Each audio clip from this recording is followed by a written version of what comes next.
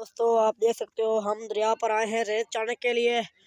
तो रेत चाहते चाहते हमने एक ऐसा टोड़ा देखा है जहाँ पर सारा रेत पड़ा था। तो हमने सोचा जहाँ रेत चाहते और हमने सिर्फ कम से कम 2-3 टप्पे मारे और पानी से निकला है। ये देख सकते हैं,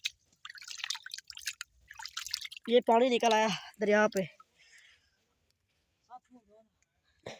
और ये अगर ये नितर जाए तो पीने के काबिल हो सकता है।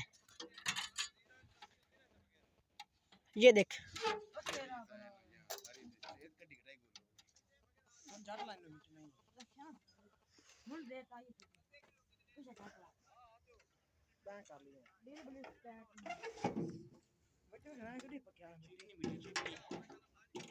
ये देखें दरिया सारा सूखा पिया।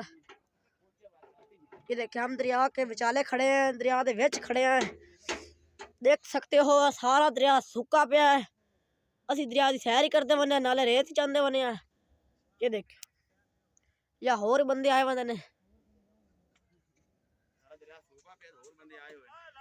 रेत चाहने के लिए।